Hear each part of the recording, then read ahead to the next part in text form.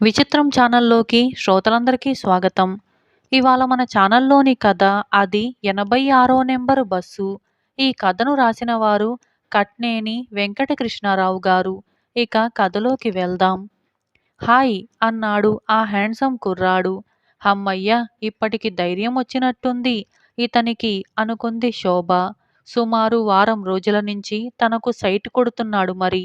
ఈ వారం రోజుల నుంచి తన వెనకే కాళ్ళరిగిపోయేలాగా తిరగటం, కళ్ళు వాచిపోయేలాగా తన వంక ఆరాధనగా చూడటం తప్పించి పలకరించే వాలకం లేకపోయేసరికి ఒట్టి చూపుల గుర్రమేమో అనుకుంది కూడాను. కొద్దిగా బెదురుతూ ముఖం పెట్టి మళ్ళీ హాయ్ అన్నాడా కుర్రాడు. ఈసారి ఆ గొంతులో కొంచెం వణుకు కనిపిస్తోంది. ఇక తను రెస్పాన్స్ ఇవ్వకపోతే కుర్రాడు ఇక జావగారిపోతాడేమో అనిపించింది శోభకు. అందులోనూ అంత దూసుకుపోయే చొచ్చుకుపోయే ఈ కాలం కుర్రాడిలా అనిపించటం లేదతను. అందుకే తనకు నచ్చిన ఈ అమాయకు పిల్లాడి కోసం పెదవులు నెమ్మదిగా కదిల్చి ఓ చిరు మందహాసం కనీ కనిపించనట్లుగా వదిలిందామె. అతను ధైర్యం పుంజుకున్నట్లుగా కొంచెం ముందుకు, ఆమెకు కొంచెం దగ్గరగా అడుగులు వేశాడు. ఏమైందో మరి అంతలోనే పరుగందుకున్నాడు. క్షణాలలో ఆమెను దాటిపోయి వేగంగా, ఇంకా వేగంగా పరుగు తీయసాగాడు. ఇదంతా చూసి బిత్తరపోయింది శోభ. అసలు తన రెస్పాన్స్ సరిగ్గా గమనించాడా ఆ కుర్రాడు అనుకుంది ముందు. నో డౌట్ తను నవ్వటం ఖచ్చితంగా అతగాడు చూశాడు. అతని కళ్ళల్లో కొంత ధైర్యం కూడా తాను స్పష్టంగా గమనించింది కూడా. మరి ఇంతలోనే ఈ పిల్లాడికేమయింది అని అనుకుంటూ తను పరిగెత్తే వైపు చూసింది. విశేషం ఏమీ లేదు.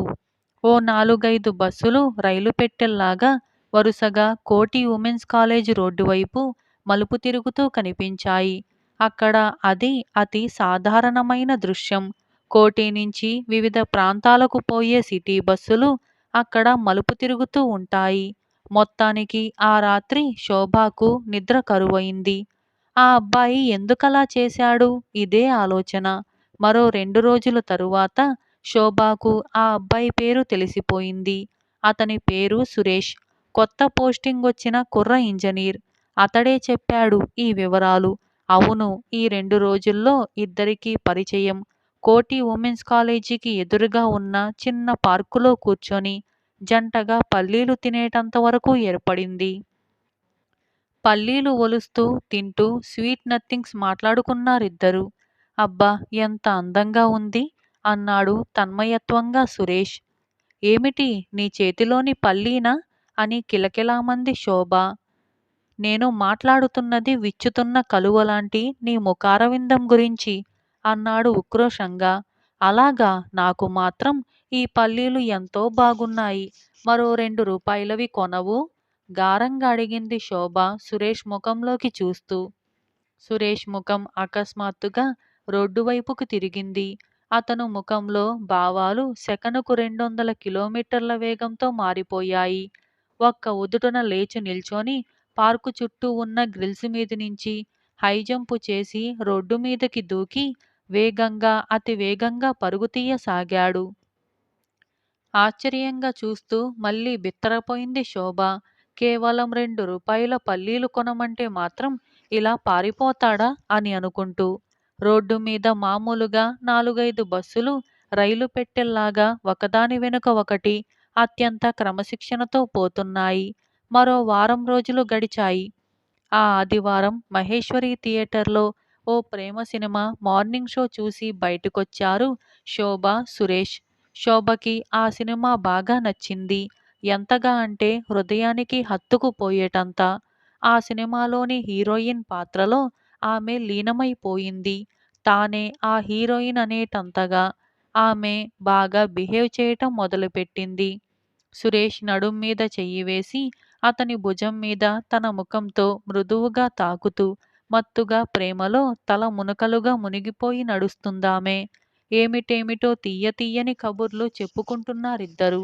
ఉన్నట్టుండి నువ్వు నాకెంతిష్టమో తెలుసా అన్నాడు సురేష్ కళ్ళు అరమూతలుగా తెరుస్తూ. ఎంత, నన్ను పెళ్లి చేసుకునేటంతనా అని అడిగింది గోముగా.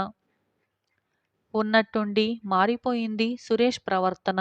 గబాలున ఆమెనొదిలేసి తన నడుము చుట్టూ పెనవేసుకున్న ఆమె చేతిని విదిలించుకుంటూ వేగంగా అతి వేగంగా పరిగెత్తుకుంటూ రాంకోటి నుంచి నారాయణగూడ రోడ్డులోకి మలుపు తిరుగుతూ ఉన్న ఓ సిటీ బస్సులోకి ఎక్కి అదృశ్యమైపోయాడు.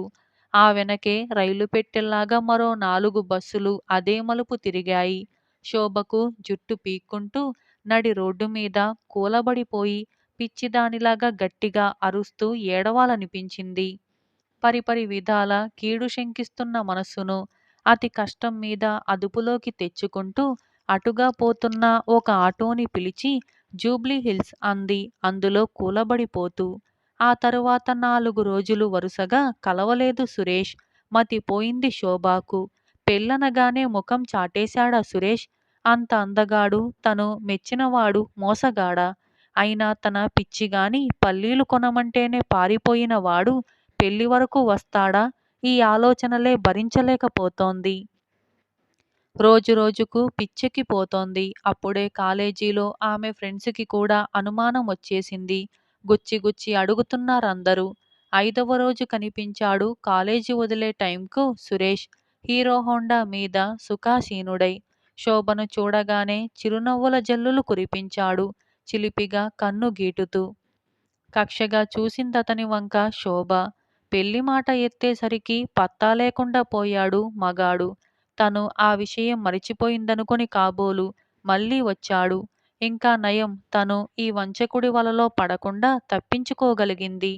ఆ దేవుడి దయ వల్ల మళ్ళీ ఈ మోసగాడి మాయలో పడకూడదు గట్టిగా నిర్ణయించుకొని అతన్ని చూడనట్లుగానే పక్కనించి ఆటో స్టాండు వైపు నడక సాగించింది.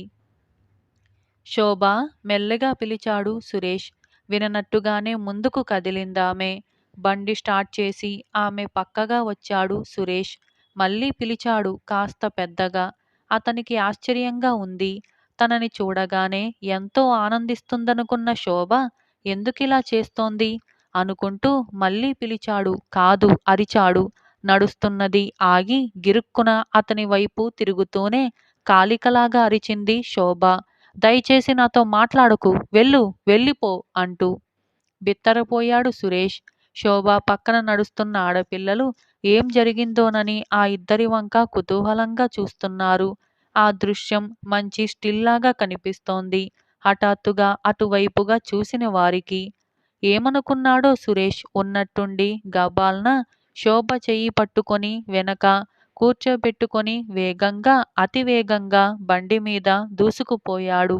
ఇప్పుడు అక్కడ చేరిన జనం ఆశ్చర్యంగా బిత్తరపోయి అలాగే చూస్తున్నారు.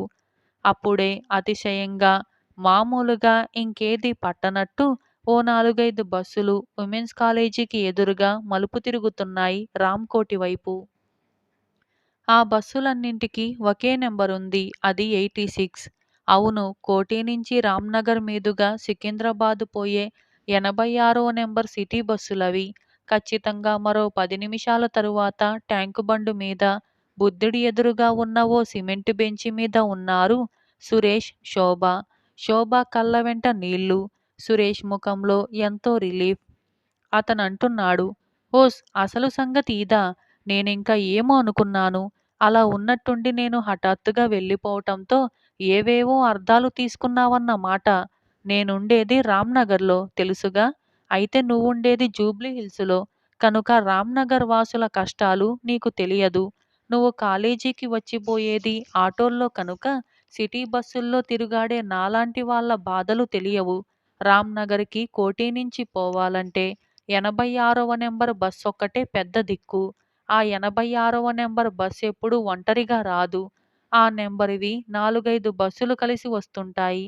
అలా అవి ఒకేసారి వచ్చినా జనం 15 బస్సులకి సరిపడా ఉంటారనుకో. ఒకసారి ఆ బస్సుల వరస పోతే మళ్ళీ గంట, గంటన్నర వరకు కూడా బస్సులుండవు. ఇంతవరకు నిలువుకాళ్ళ జీతమే. అంతసేపు నిల్చున్నా కానీ బస్సులో సీటు దొరకదు. అందుకే కోఠి నుంచి రాంనగర్ పోయే వాళ్ళకి ఆ బస్సు కనిపిస్తే చాలు మరో ఆలోచనే రాదు. ఆ బస్సెక్కే వరకు ప్రశాంతత ఉండదు. అసలా రోజు థియేటర్ దగ్గర నువ్వు మన పెళ్లి గురించి మాట్లాడిన మాట కూడా నేను వినలేదు తెలుసా? ఇంతకీ ప్రేమించిన పిల్లతో మైమరచి కులాసాగా కాసేపు కబుర్లు చెప్పుకోలేని ఈ బ్రతుకు మీద విరక్తి పుట్టి మొన్న ఆదివారం మా ఊరికి పోయి మా నాన్నగారు వాడుతున్న ఈ బండి తీసుకొచ్చేశాను. ఇక మన విహారాలకు ఆకాశమే హద్దు గర్వంగా చెప్పాడు సురేష్ మురిపంగా ఎదురుగా పార్కు చేసి ఉన్న హీరో హోండా వంక చూస్తూ. అనుమానాల మేఘాలన్నీ తొలగిపోగా ప్రకాశవంతమైంది శోభాముఖం. గారం గుడుస్తూ అతని ఒళ్ళో వాలిపోయి అతని కళ్ళల్లో కళ్ళు కలిపింది. అసలొకందుకు ఆ 86వ నెంబర్ బస్సుకు మనం కృతజ్ఞతలు చెప్పుకోవాలి తెలుసా? అన్నాడు సురేష్. ప్రశ్నార్థకంగా చూసింది శోభ. అసలు మా ఆఫీసు నుంచి కోఠి వరకు నడిచొచ్చి, కోఠి దగ్గర ఈ బస్సెక్కేవాణ్ణి. అయితే ఒక్కరోజు సీటు దొరికేది కాదు. ఇక ఇలా కాదని సికింద్రాబాదు నుంచి వచ్చి, కోఠి ఉమెన్స్ కాలేజీ దగ్గర టర్న్ అవుతూ ఉండగా, రన్నింగ్ పొజిషన్‌లో ఆ బస్సెక్కి సీటు సంపాదించుకోవటం ప్రారంభించా. అందుకే ఉమెన్స్ కాలేజీ ఎదుటే ప్రదక్షిణలు చేసేవాడిని. ఇలా ప్రదక్షిణలు చేస్తుంటేనే నువ్వు నా కంట పడ్డావు. నా ప్రేమ అంగీకరించావు. అందుకే 86వ నెంబరు సిటీ బస్సుకి నేను జీవితాంతం కృతజ్ఞుడిగా ఉండాల్సిందే. అలాగా? అయితే బస్టాప్‌లో సిటీ బస్సొచ్చేంత వరకు ఉండే ఖాళీ సమయంలో ప్రేమించిన ప్రేమన్న మాట నీది. బొంగమూతి పెట్టింది శోభ. ఇక మీ ప్రేమకు ఏ ప్రమాదమూ లేదన్నట్టుగా ట్యాంకు బండి మీది లైట్లు వెలుగుతో తళతళా మెరుస్తూ హుందాగా చూస్తోంది హీరో హోండా. ఇలా అది 86వ నెంబరు బస్సు అనే ఈ కథ సమాప్తమైంది. ఇటువంటి మరిన్ని కథల కోసం ఇప్పుడే మన ఛానల్‌ని సబ్స్క్రైబ్ చేయండి. మీకీ కథ నచ్చిందా? అయితే ఇప్పుడే లైక్ చేయండి. ఇటువంటి మరిన్ని కథల కోసం ఇప్పుడే మన ఛానల్‌ని like, share, subscribe and comment. Thank you for watching.